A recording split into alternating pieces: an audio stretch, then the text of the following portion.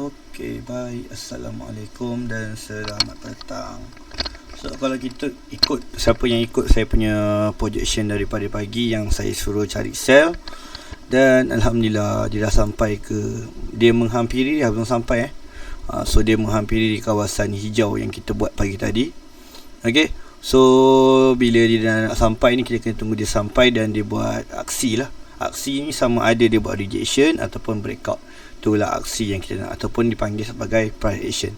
So untuk sekarang kita punya signal tadi sebab daripada time frame H1, jadi kita punya confirmation kita adalah di time frame M15. So kalau kita nampak time frame M15 ni, dia sentiasa membuat setup untuk kita mencari sell. So setup yang pertama adalah setup sell yang dekat atas ni. Okay, saya buat kotak dekat sini, so untuk korang, mudahkan korang. Okay, so dia bermula dengan setup sell yang pertama di sini, dan kemudian dia membuat setup sell yang baru di bawah ni. Okay, dia membuat setup sell yang terbaru di bawah ni, and then dia buat lagi setup dekat atas, dekat bawah lagi. Okay, dia buat setup lagi dekat bawah. So untuk sekarang ni dipanggil sebagai holding position. Sebab apa holding position? Sebab dia membuat sentiasa membuat setup sell. Even kalau kita nampak ada setup buy yang hadir dekat sini, walaupun kita tengok dekat sini dia hadir dengan setup buy. So kebiasaannya setup buy ni kebiasaannya adalah scalping, kecuali dia dah sampai dekat zon hijau ataupun zon biru. Dan kalau terjadinya setup, dan benda setup tu akan jadi lebih kuat lah. Tapi kalau dia terjadi di perantaraan sementara dia nak menuju ke bawah, so setup tu kebiasaannya adalah setup untuk nak scalping. So kita dah tengok di time frame M15, so kita tengok dekat time frame M30 pula. So kita nampak dekat sini setup, dekat setup yang kedua di time frame M15, di create setup untuk M30 punya setup.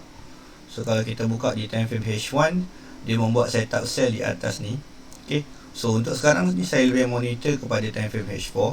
Kalau setup H4 ni terjadi,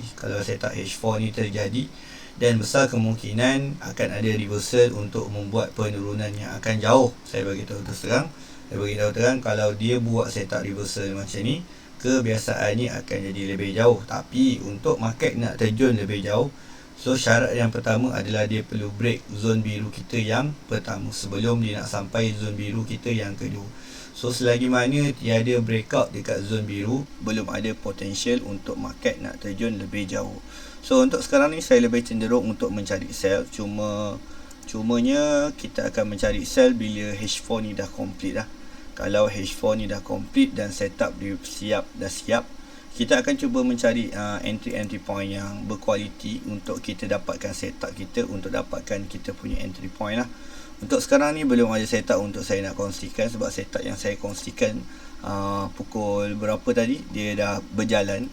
Dan Alhamdulillah dia jalan ikut kita punya prediction ataupun kita punya analisa lah.